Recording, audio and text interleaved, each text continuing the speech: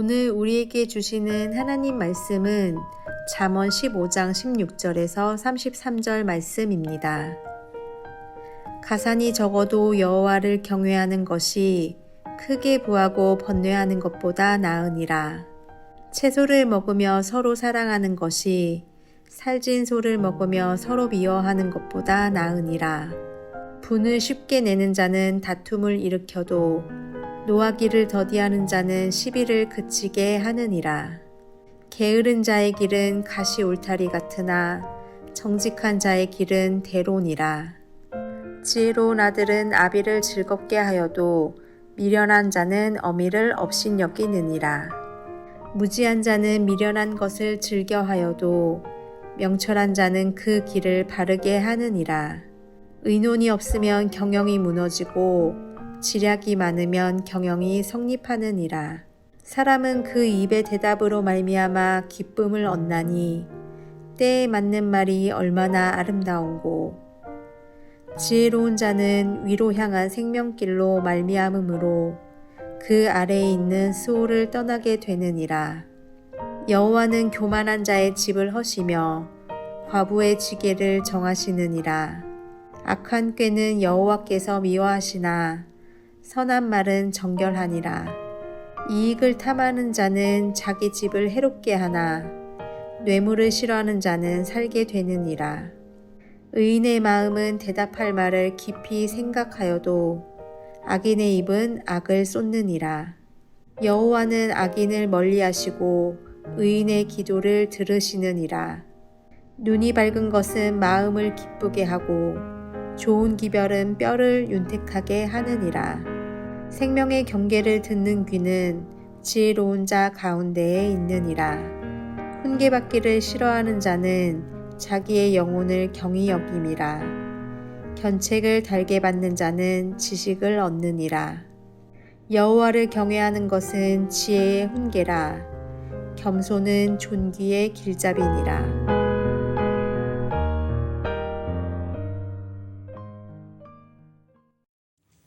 오늘날 젊은이들 사이에 결혼을 기피하는 현상이 점점 늘어나고 있습니다.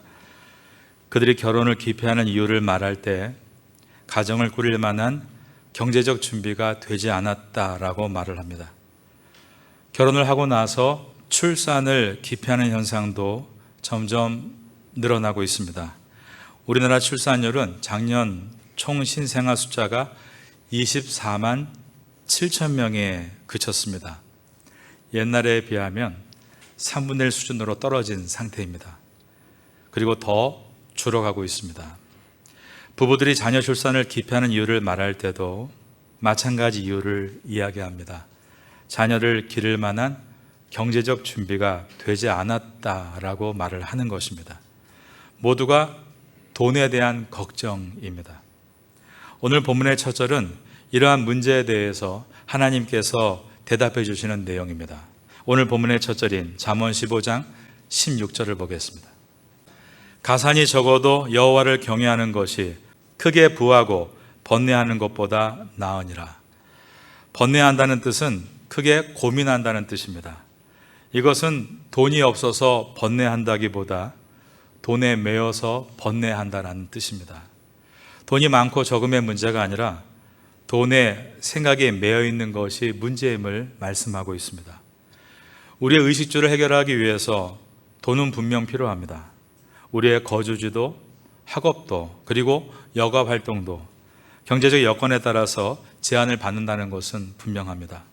돈이 넉넉하면 더 크고 안락한 주거지를 선택할 것이고, 학자금이 여유가 있다면 더 나은 학교를 보낼 것입니다. 그리고 여윳돈이 있으면 먼 나라로 여행을 떠나거나 골프를 좋아하는 분들은 더 쾌적하고 고가의 골프장으로 발걸음을 옮길 것입니다. 저는 참고로 골프를 치지 않는데요. 많은 분들이 저에게 왜 골프를 치지 않느냐라고 물으십니다. 또 가까운 분은 농담 비슷하게 화를 내시면서 왜 안 치냐 그러면서 다그치는 분들도 있습니다.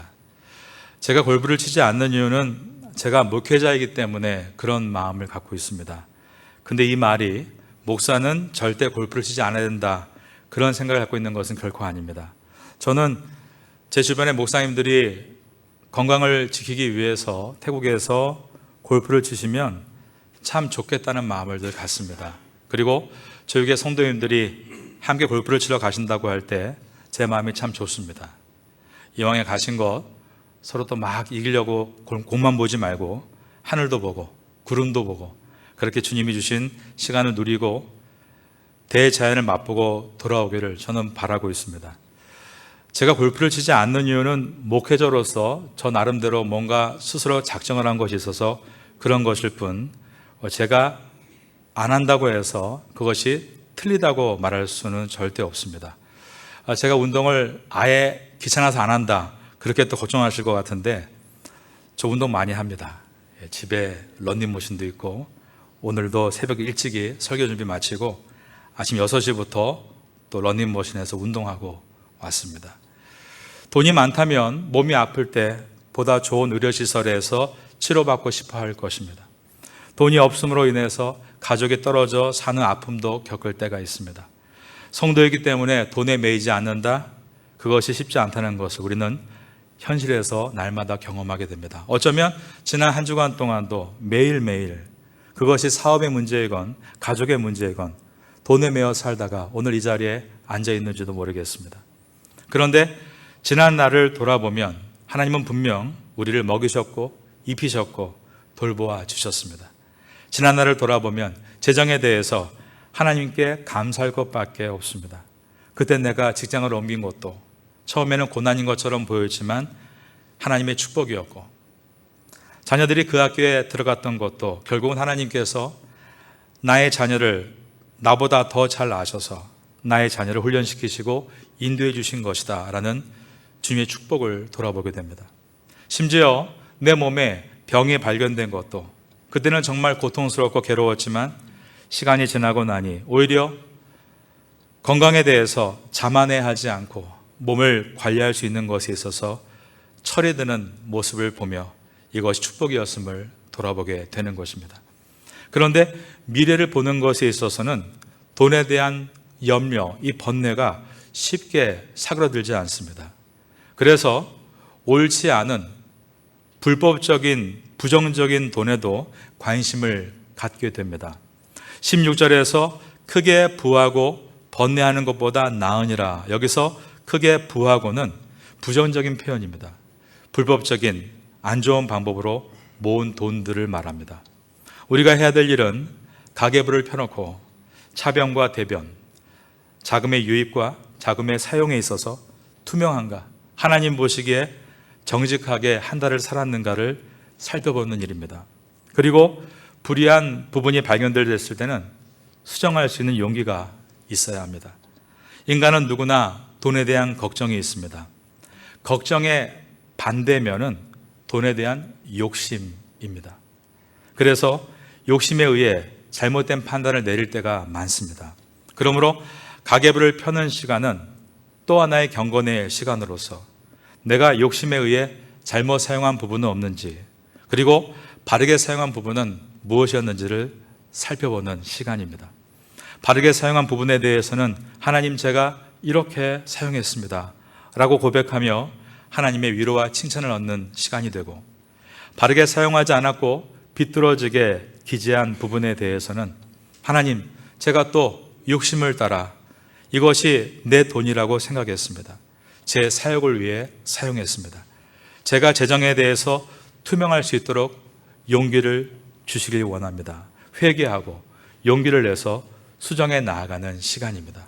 그럴 때 하나님은 그가 재정을 가지고 돈에 매여 번민하는 것이 아니라 돈에 대해서 청렴하기 위해 힘쓰는 모습을 보시며 그를 당신의 선한 청지기로 삼으시는 것입니다. 그러면 온 땅 모든 만물의 주인 되시는 그분은 그 선한 청지기에게 하늘 곳간에 열쇠를 들려주시는 것입니다.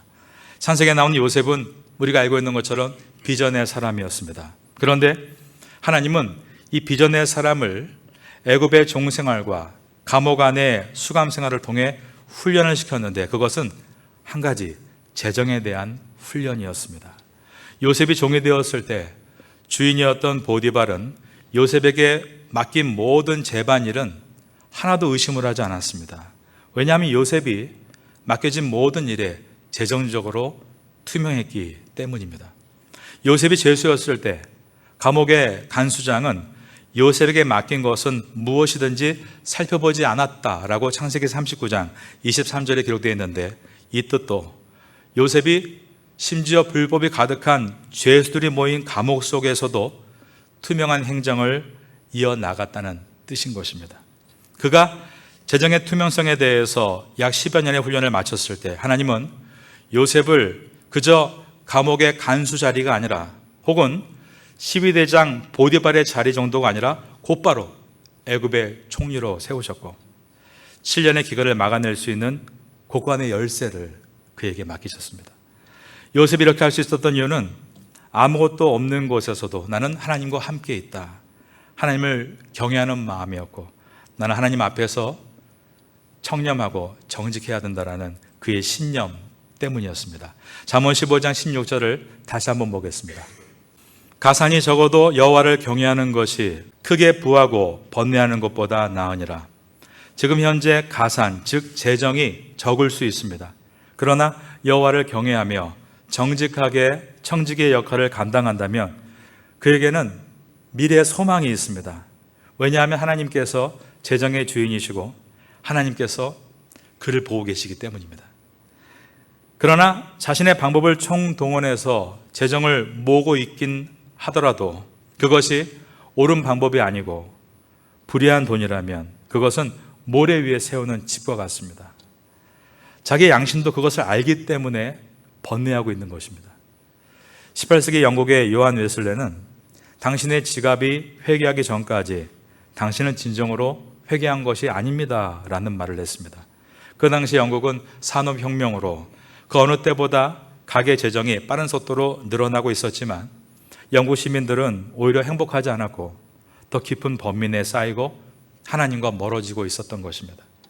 요한 웨슬레는 재정에 대해 설교할 때 돈이란 선한 것도 악한 것도 아니라고 가르쳤습니다. 여러분, 돈은 그 자체가 선한 것도 악한 것도 아닙니다. 사용되어져야 할 도구일 뿐입니다. 요한 웨슬레는 이어서 여러분은 열심히 일해서 돈을 많이 버십시오라고 설교했습니다. 그러자 사람들이 반응하기 시작했습니다. 그리고 웨슬레는 이어서 돈을 많이 저축하십시오라고 했습니다. 그러자 청중들은 흥분하기 시작했습니다. 그런데 웨슬레는 그 다음에 이런 말을 했습니다. 그 많이 저축한 돈을 여러분의 어려운 이웃과 나누십시오. 그러자 청중의 반응은 찬물을 끼얹듯 조용해졌다는 것입니다. 우리 파테아 선교교회 모든 사랑하는 성도님들은 여러분의 직업군에서 근면하고 성실하게 일해서 돈을 많이 벌 수 있게 되기를 예수님의 이름으로 축원합니다. 그리고 많이 저축하시기를 또한 축원합니다. 그리고 어려운 이웃들과 많이 나눌 수 있기를 주님의 이름으로 축원합니다. 우리 파테아 선교교회의 소망이 여기에 있습니다. 우리를 이 태국 땅까지 부르시고 우리를 이곳에서 일하게 하시는 목적이 있으신 것입니다. 우리가 사는 지역의 한인 사회는 대부분 기업과 사업을 경영하는 분들이 계십니다. 제조업과 관련해서 또 기업을 경영하고 그것에 관련된 일들을 하고 있는 분들이 있고, 또 관광업과 관련해서 사업을 경영하시고 그 사업 관련 일들을 하고 있는 분들이 많이 계십니다. 우리는 모두가 이 땅에서 하나님의 곳간을 맡을 청지기로 부름받은 사람들입니다. 19세기의 철강으로 재벌이 됐던 강철왕, 우리가 알고 있는 카네기가 있죠. 이런 말을 했습니다. 웃음을 가진 부자는 거의 없다. 내 경험으로는 부가 웃음을 몰아낸다라고 했습니다. 그러면 부자는 어디에서 웃음을 찾을 수 있는가?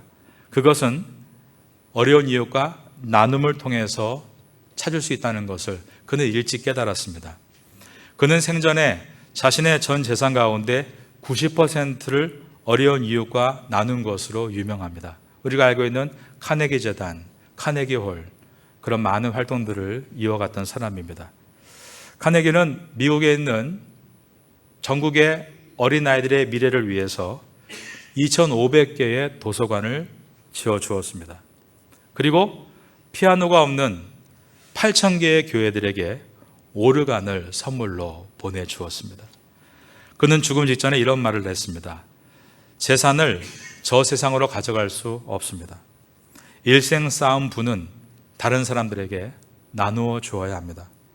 자손에게 부를 물려주는 것은 물려받는 자에게 불행을 초래하기 때문에 좋은 방법이 아닙니다. 자식에게 막대한 유산을 남겨주는 것은 독이나 저주를 남겨주는 것과 같습니다. 사람이 부자인 채로 죽는 것은 불명예스러운 죽음입니다. 라고 했습니다. 17절은 서로 미워하며 살찐 소고기를 먹는 것보다 서로 사랑하며 채소를 먹는 것이 낫다라고 교훈합니다. 채소를 먹으며 서로 사랑하는 것이 살찐 소를 먹으며 서로 미워하는 것보다 나으니라. 행복한 가정은 하나님을 경외하면서부터 시작이 됩니다. 우리가 알고 있는 고린도전서 13장은 사랑장이라고 불리는 장으로서 사랑이 무엇인지를 사도 바울이 하나하나 설명합니다. 그 중에 첫 번째로 사랑의 특징에 대해서 사랑은 오래 참고 오래 참는 것이다 라고 꼽았습니다. 우린 모두 연약하고 불완전한 인간입니다. 가족이 한 공간에 살기 때문에 민낯을 그대로 보게 되고 부끄러운 것을 다 알고, 그래서 약점을 잡아 비난하기도 하고 약점을 트집 잡아 때리는 상처를 주기도 합니다. 사랑해서 결혼했지만 성격적인 차이로 갈등하다가 이혼하기도 합니다. 이처럼 우리는 부족하고 불완전한 사람이기 때문에 서로가 가정의 화목을 위해 힘써야 되는데, 그 사랑의 첫 번째 조건이 바로 오래 참고, 즉 참고 기다려주는 일에 있습니다. 우리가 가족의 모나고 거친 면들을 참아주고 기도해 줄 수 있다면 언젠가 우리의 가족은 변화된 모습으로 돌아오게 될 것입니다. 제가 이번에 미국에 방문했을 때 꼭 만나고 싶은 분들이 있었습니다. 그분들은 제 아내의 이모부님과 이모님이었습니다. 미국 가신 지가 50년이 되신 분들입니다. 제가 12년 전에 미국 갔을 때 그분들의 사랑을 참 많이 받았는데 그땐 철이 없어서 그냥 사랑을 다 받기만 하고 돌아왔습니다. 늘 마음에 걸려서 이번에는 직접 찾아가서 맛있는 음식도 사드리고 용돈도 드리겠다, 그런 마음으로 갔습니다. 하지만 결국 또 저희에게 오히려 식사를 사주시고, 제가 용돈을 드렸는데 손주들 갖다 주라며 고스란히 거기에 더 얹어서 돌려주셨습니다. 저희 이모부님과 이모님은 재혼한 가정이십니다. 이모부님에게 아들 둘이 있으셨고 이모님에게 딸 둘이 있었는데, 두 분 다 남편과 아내를 먼저 하늘나라 떠나보내고 나서 외로운 미국 생활에 두 분이 사랑을 하고 또 재혼하시게 됐습니다. 평생 미국에서 간호사로 사시던 이모님이 재혼을 한다고 하자 많은 사람들이 말렸다고 합니다. 당신은 이미 두 딸이 있고 늘 병원 일에만 신경 쓰고 있고 주사바늘만 아는 사람이 어떻게 상대방의 그 두 아들을 키울 수가 있겠는가? 말씀을 들어보니 정말 너무 힘들어서 눈물로 보낸 세월이 참 많았다는 것을 알 수 있었습니다. 그런데 이 두 분이 하신 말씀 중에 제 마음에 지금까지 크게 다가오는 것 한 가지가 있는데, 그것은 그분이 벌써 재혼한 지가 40년이 지났다는 말씀이었습니다. 지금은 1년에 한 번 모든 가족이 모이는 홈커밍데이를 11월 혹은 12월에 갔는데, 이모부님의 두 아들들의 가족들, 즉 며느리들과 손주들, 그리고 이모님의 두 딸의 가족들, 즉 남편과 손주들이 함께 모여서 정말 서로를 너무 사랑하고 아끼고 위로해주는 모습을 볼 때 너무 행복하다라고 하셨습니다. 그 행복을 이루시기 위해 그분들은 40년의 시간을 인내했다는 것을 생각할 때 정말 사랑은 오래 참는 것이구나를 배우게 됐습니다. 참고 인내하는 것, 이것이 우리 가족이 오늘 제목과 같은 행복한 가정의 필수 요소라는 것입니다. 가족의 행복은 끝까지 인내하며 사랑하는 것을 통해 만들어집니다. 가족의 모나고 거친 면들을 참아주고 기다려주면 언젠가 변화된 모습으로 돌아오게 될 것입니다. 하나님은 우리를 모든 죄악을 보심에도 불구하고 지금까지 참고 인내해 주심으로 오늘 우리가 이 자리에 앉아 있습니다. 우리가 그분의 사랑과 인내로 구원받았고 또한 지금도 그분의 인내로 우리가 구원을 이루어가고 있다는 것을 인식한다면 우리는 하나님 아버지의 마음으로 우리 가족을 기다려줄 수 있고 허물을 덮어줄 수 있는 것입니다. 여러분들은 가정 안에서 참는 성도가 되시고 그러므로 여러분의 가정을 행복한 가정으로 만들어갈 수 있게 되기를 예수님의 이름으로 축원합니다. 가정 안에서 문제가 발생한다면 그래서 부딪힌다면 어쩌면 그것도 우리에게 필요한 시간일지 모릅니다. 마치 철을 날카롭게 갈아가듯이 우리가 서로 다듬고 성숙해지라고 주신 시간일 수 있는 것입니다. 행복한 가정은 풍족한 재물로 세워지지 않습니다. 재물은 필요하지만 너무 그 재물을 몰두하면 오히려 가정은 그 재물로 인해 깨질 수도 있는 것입니다. 하나님 우리의 필요를 다 아시고 지금도 채우시는 분이십니다. 여러분은 선한 청지기가 되어 오늘도 주 앞에 온전하게 서서 이번 한 주간도 주와 함께 승리할 수 있게 되기를 예수님의 이름으로 축원합니다. 오늘 제목은 하나님을 경외하는 행복한 가정입니다. 오늘 본문은 하나님을 경외하는 것이 구체적으로 무엇인가를 우리에게 가르쳐주고 있습니다. 하나님을 경외한다는 것은 분명히 눈에 보이는 것으로 증명돼야 합니다. 첫 번째로 그것은 쉽게 화를 내지 않는 것입니다. 오늘 본문의 18절을 보겠습니다. 분을 쉽게 내는 자는 다툼을 일으켜도 노하기를 더디하는 자는 시비를 그치게 하느니라. 그리고 매사에 부지런하고 정직한 것입니다. 바로 이것이 하나님을 경외한다는 것을 나타내는 분명한 증거입니다. 19절입니다. 게으른 자의 길은 가시 울타리 같으나 정직한 자의 길은 대론이라. 이처럼 하나님을 경외한다는 것은 근면하고 정직한 것입니다. 그리고 또한 하나님을 경외한다는 것은 부모를 즐겁게 해드리고 업신여기지 않는 것으로 드러나야 합니다. 20절을 보겠습니다. 지혜로운 아들은 아비를 즐겁게 하여도 미련한 자는 어미를 업신여기느니라. 이처럼 하나님을 경외하는 사람은 하나님의 말씀을 따르는 바른 길을 올곧게 계속 걸어가는 눈에 보이는 분명한 표정이 있어야 하는 것입니다. 21절입니다. 무죄한 자는 미련한 것을 즐겨하여도 명철한 자는 그 길을 바르게 하느니라. 하나님을 진정으로 경외한다면 그것은 입술로만 고백하는 것이 아니라 이처럼 분명한 구별된 삶으로 증명되어야 맞는 것입니다. 여러분들은 오늘 본문과 같이 하나님을 경외하는 사람으로서 쉽게 화를 내지 마시기 바라겠습니다. 매사에 부지런하기를 바라겠습니다. 정직하기를 바랍니다. 그리고 부모님을 잘 섬기는 그런 눈에 보이는 행동을 통해 하나님을 경외하는 것을 삶에 증명해 볼 수 있기를 예수님의 이름으로 축원합니다. 그런 삶이 있을 때입니다. 그때부터 그의 말에 힘이 있는 것입니다. 하나님을 경외하는 삶에서 나오는 말은 사람들에게 진정한 용기와 위로를 줄 수 있습니다. 23절입니다. 사람은 그 입의 대답으로 말미암아 기쁨을 얻나니 때에 맞는 말이 얼마나 아름다운고. 우리가 지금 하나님을 경외하고 있다면 우리가 항상 말에 대해서 조심하고 때에 맞는 말을 할 수 있어야 합니다. 말을 아무 말이나 내뱉는 것이 아니라 때에 맞는 말을 빚어 전달해 주어야 하는 것입니다. 사람은 그 입의 대답으로 말미암아 기쁨을 얻나니 때에 맞는 말이 얼마나 아름다운고. 여러분들은 때에 맞는 말을 잘 빚어서 전달할 수 있는 성도가 되기를 바라겠습니다.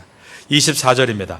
지혜로운 자는 위로 향한 생명길로 말미암음으로 그 아래에 있는 수월을 떠나게 되느니라. 수월은 히브리어로 완전한 죽음이란 뜻입니다. 살면서 마치 죽은 것처럼 지옥을 경험할 때가 있습니다. 고독에 시달릴 때가 있고 고통에 시달릴 때가 있고 큰 문제 앞에 절망할 때가 있는 것입니다. 여러분 가운데도 그런 분이 계시다면 오늘 이 거룩한 주일에 이 예배를 통하여 하나님께서 여러분의 마음을 위로해 주시고 말끔하게 씻어 주시고 다시 한번 생명의 샘물을 여러분 심령에 부어 주시기를 기도하겠습니다. 그리고 여러분이 이렇게 은혜를 받고 나서 세상에 나아가 여러분이 만나는 사람들에게 회복과 은혜의 말을 선포할 때 그분들에게도 하나님의 생명의 샘물을 맛보는 귀한 은혜를 경험하고 그들이 수월의 고통에서 벗어날 수 있게 되는 것입니다. 아마 여러분도 그런 것을 겪었을 것입니다. 어떤 분이 여러분에게 얘기를 할 때 굉장히 은혜가 되고 소망을 주는 분들이 있으시죠. 바로 그것입니다. 우리의 귀한 말들이 상대방을 세울 수 있고 용기를 불어넣어 줄 수 있는 것입니다. 위로 향한 생명의 길이란 문제를 초월한 하나님의 위로를 뜻합니다. 하나님께서 그러한 위로로 역사하실 수 있는 분이다라는 것을 우리가 예배를 통해 경험하고 또한 세상에 나아가 그러한 말로 위로해 주는 것입니다. 여러분은 말을 하기에 앞서 늘 이렇게 대답할 말을 깊이 생각하고 빚어낼 수 있기를 바라겠습니다. 아래에 있는 28절을 보겠습니다.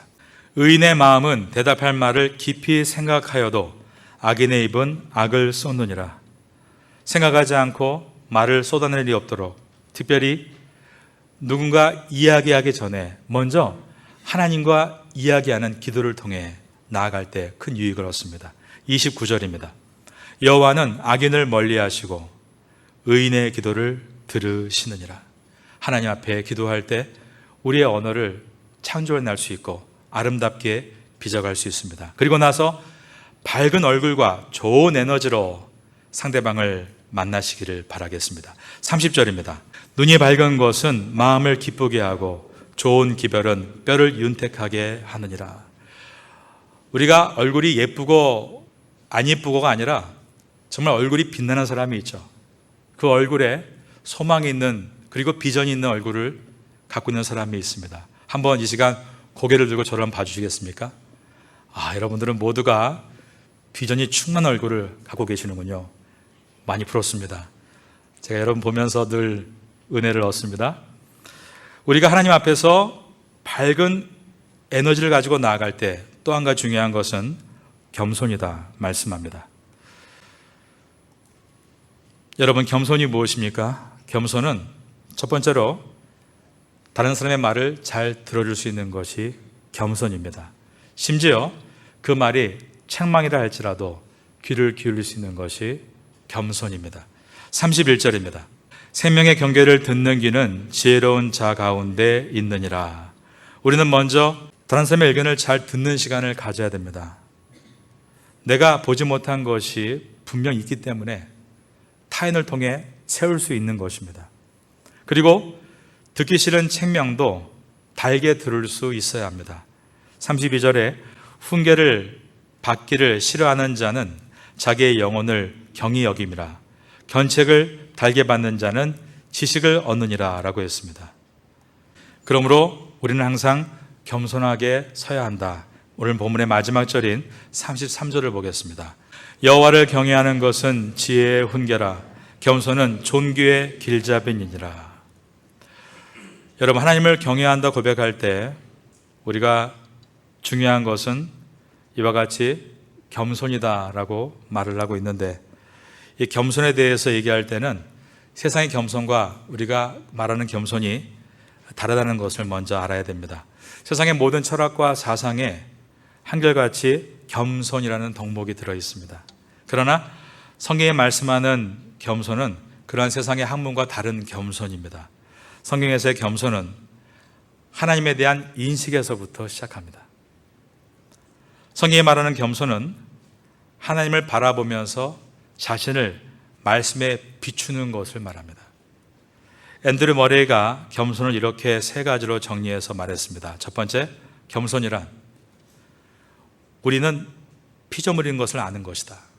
두 번째, 겸손은 우리가 죄인인 것을 아는 것이다. 세 번째, 겸손은 우리가 성도인 것을 아는 것이다 라고 했습니다. 겸손은 우리가 하나님의 사람인 것을 인식하는 데서부터 시작이 됩니다. 그리고 하나님 앞에 나를 말씀으로 비춰보는 것입니다. 그리고 내가 하나님의 사람이다, 성도라는 정체성이 분명할 때 온전한 겸손을 만들어갈 수 있습니다. 가식이 아닌 참된 겸손을 만들어갈 수 있는 방법은 하나님이 지금 나를 보고 계신다, 그리고 나는 주님의 성도이다라는 분명한 확신이 있을 때 우리는 겸손을 만들어갈 수 있습니다. 여러분들은 오늘 이 말씀 가운데 특별히 오늘 제목과 같이 하나님을 경외하는 것이 행복한 가정입니다 라는 것을 기억할 때 잘 인내하시고 잘 겸손하게 설 수 있게 되시기를 바라겠습니다. 그러므로 시간이 지날수록 여러분 가정 안에 놀라운 은혜가 있게 되기를 마지막으로 예수님의 이름으로 축원합니다.